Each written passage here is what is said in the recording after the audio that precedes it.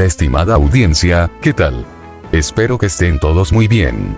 Primero fue Brasil, luego Alemania, luego Argentina, y por decisión personal le ha llegado el turno al seleccionado de fútbol de la República Oriental del Uruguay.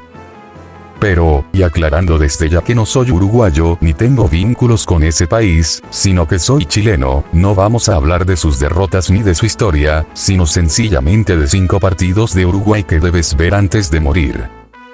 La selección uruguaya es conocida por su empuje y su convicción de ir a buscar resultados aún en sus peores momentos. Como resultado, ha dado lugar a algunos de los mejores partidos que el siglo XXI haya visto hasta el momento. Hoy hablaremos de 5 de ellos. Créeme, son partidos de locos. Número 1. Uruguay 3, Senegal 3. Uruguay llegó al Mundial de Japón-Corea 2002 en uno de sus peores momentos como selección. No tanto por jugadores como por estructura organizativa y problemas económicos. Se había quedado fuera de los 2 mundiales previos y este llegó apenas. Eran los tiempos en los que pocos esperaban que Uruguay pudiera marcar 2 goles en un partido, y los malos augurios comenzaban a corroborarse cuando en la primera fase perdía frente a Dinamarca y empataba con una Francia muy debajo de su nivel. Pero esa tarde de junio de 2002, noche hora latinoamericana, los peores augurios se hacían realidad cuando Senegal se colocaba 3-0 arriba en el marcador, con un penal inexistente y un gol en offside, pero que el árbitro cobró igual. 3-0 y no entiendo cómo seguí viendo ese partido siendo que era un niño. Al comienzo del segundo tiempo, no más pasaron 15 segundos y el Chengue Morales, tras un rebote que da el arquero senegalés, coloca el 3-1. Eso no quería decir en sí mismo nada, el partido estaba para que Senegal lo liquidara en cualquier momento, pero aparecería Diego Forlán para marcar un golazo que sorprendió a propios y extraños. Es aquí donde comienza el partido de verdad. Ese gol pareció encender a la celeste ya que se fue como una tromba al arco senegalés en búsqueda del empate. Ese Uruguay triste y apagado que vimos en el primer tiempo ha dado un completo giro. Increíble lo de Uruguay, decía un comentarista chileno. La desgracia estuvo a punto de llegar cuando un delantero senegalés queda solo frente a Carini, era el 4-2 que sentenciaba la llave, pero el golero charrúa conseguía achicar bien. Las chances seguían en un partido que ya parecía sentenciado. Forlán y Darío Silva se lo perdían solos frente al golero Silva de los senegaleses, y aumentaban la sensación de que se podía remontar. Y el momento llegó a 4 minutos del final del partido, cuando el árbitro holandés le creyó un piscinazo al Chengue, que Recoba cambió por gol. Quedaban 4 minutos de descuento y Uruguay estaba a un gol de una hazaña que, esa noche, no habría imaginado jamás siquiera que podía ser posible. El maldito Chengue sería el protagonista de la infame última jugada de aquel partido, cuando quedó solo frente al arco senegalés y cabeceó la pelota por arriba del travesaño, cuando era más fácil echarla adentro.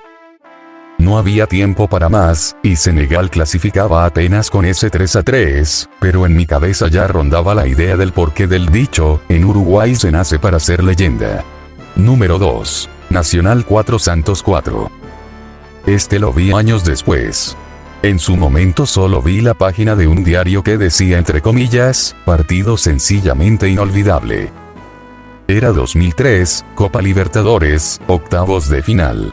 El Santos de Robinho llegaba a enfrentarse a un Nacional sin grandes figuras de renombre.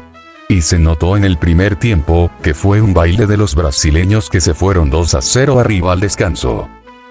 Pero en la segunda etapa el monopolio brasileño se transformó en un ida y vuelta. Nacional a pura garra, Santos a puro talento. Medina con uno de los goles más feos que he visto en mi vida, pero que vale lo mismo que el mejor gol de la historia, descontaba para Nacional. Poco duró la esperanza de Nacional, claramente inferior a Santos, ya que casi de inmediato, y de contragolpe los brasileños lo liquidaban poniendo el 3-1. Pero no, Peralta con un fierrazo desde fuera del área ponía el 3-2 y el centenario estallaba.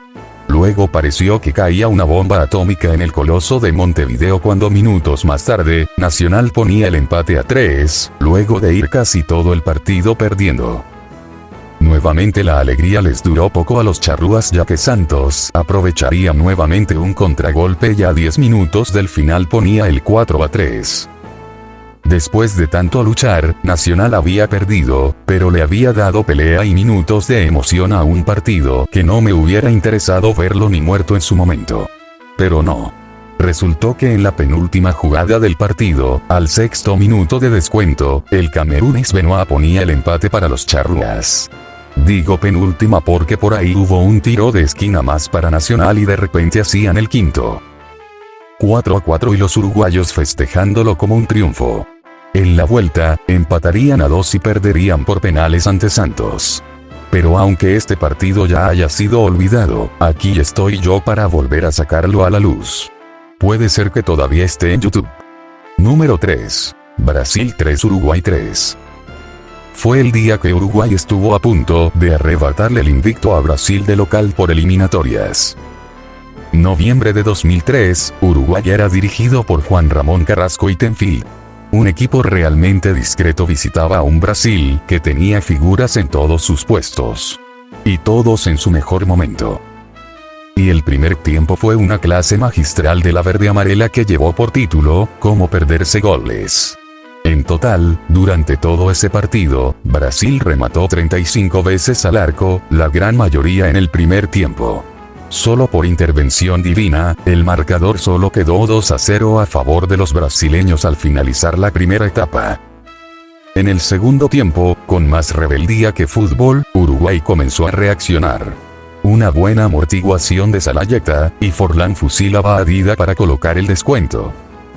Para sorpresa de los brasileños 10 minutos después, Núñez quedaba solo frente al arco y le pegaba tan mal que le salió pase para Forlán que, para sorpresa de todos, colocaba el empate. La televisión seguía repitiendo el gol del empate cuando Gilberto Silva desvió un remate de Recoba y, ante la mirada atónita de los brasileños, colocaba el 3-2 para los charrúas. Solo había que aguantar unos minutos y estaba la primera derrota de Brasil, en Brasil, por eliminatorias. Sin embargo, el gordo Ronaldo puso el empate a 3 minutos del término y casi coloca el cuarto cuando un cabezazo de palomita suyo dio en el travesaño. Hubiera pesado 50 kilos menos y le hubiera apuntado al arco. Muchos lo llaman el mejor partido de la década. Número 4. Uruguay 1 Brasil 1. Este también se encuentra en YouTube. Hubiera preferido poner el partido con Ghana en el Mundial de 2010, pero estamos hablando de los peores momentos de Uruguay. Así que mejor pongo este. No fue una lluvia de goles. El experimento ultraofensivo de Carrasco terminó de manera desastrosa y el rearme de Jorge Fossati comenzaba igual o peor. Pero para abril de 2005 ya tenía un equipo equilibrado, de hecho, fue el que menos goles recibió en la segunda rueda de esas eliminatorias.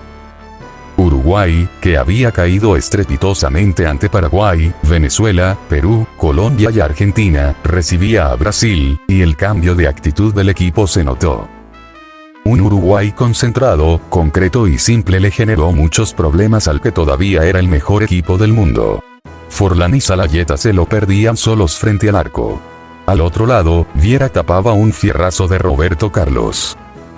En el segundo tiempo el centenario estalló como bomba con Amon Gelatina, cuando Forlán colocó el 1-0. Luis Fabiano pondría en posición adelantada más tarde el empate y Viera le taparía otro tiro libre a Roberto Carlos. Sin embargo, la mezcla entre el ambiente que generaron los 60.000 espectadores en el centenario, que hace 2 años que no se llenaba luego de la derrota con Venezuela, la garra charrúa y el relato argentino, hacen que este sea un partido digno de volver a ver. Número 5. Uruguay 3 Colombia 2. Por algún motivo, desde 2005 hasta el año pasado, Uruguay y Colombia siempre disputaron partidazos en el centenario. El empate a 0 del año pasado fue la excepción. Pero en septiembre de 2005, yo prendí el televisor habiendo olvidado aquella máxima de espera cualquier cosa de Uruguay menos un partido normal. Un año antes, en la ida, los cafeteros, con un equipo ultra discreto, le endosaron un 5-0 a la celeste que, de verdad, hacía pensar que Uruguay definitivamente se había transformado en la nueva Hungría del fútbol. Años más tarde todos sabemos que claramente no iba a ser así, pero en 2004, la Celeste parecía un equipo destruido. Muy distinto era el ambiente en septiembre de 2005, cuando ambos equipos llegaron con sus equipos estelares, que siendo sinceros, no eran la gran cosa comparados a los equipos que llegarían a tener ambos años más tarde. Luego de 10 minutos en los que tuvo el primero, Colombia se esfumó de la cancha, y un Uruguay que venía recuperando la confianza luego de ese horrendo 2004, se ponía en ventaja con un cabezazo de Salayeta a los 40 del primer tiempo tras una atrocidad de Iván Ramiro Córdoba. Al comenzar el segundo tiempo, Colombia intentaba atacar, pero la presión uruguaya no le daba un centímetro. Tanto fue así que en una carrera que partió de la mitad de la cancha, Salayeta fusiló a Calero, que en paz descanse, y eso en serio, porque para los que no lo sepan, el arquero colombiano lamentablemente ya partió de este mundo, pero no de la memoria de hinchas colombianos y mexicanos, sobre todo del Pachuca. Luego del 2-0, los papeles se invirtieron respecto a 2004, ahora Colombia era el equipo rendido y triste, y Uruguay el que atacaba con todo. Pero el destino de ese Uruguay era definitivamente hacer partidos frenéticos. Y a esa predestinación no podía escapar. En 2 minutos, Colombia lo empataba con un golazo de Soto y un cabezazo de Ángel. Los uruguayos no lo podían creer. Pero Rueda cometió un error fatal aquella noche inolvidable. En vez de defender el resultado, que le cayó de la nada, salió a buscar el tercero. El resultado fue que Salayeta volvió a pillar mal parada a la defensa de Colombia, justo cuando tenía que estar más concentrada que nunca, y puso el 3-2, detonando otro Chernobyl en el Estadio Centenario. Forlán se perdería el cuarto y Colombia ya no tenía fuerzas para más. Si Colombia había ganado a lo Colombia en 2004, Uruguay lo había hecho a lo Uruguay en 2005. Los charrúas terminarían yendo al repechaje, que perderían en otro partido de infarto ante la mejor Australia de la historia.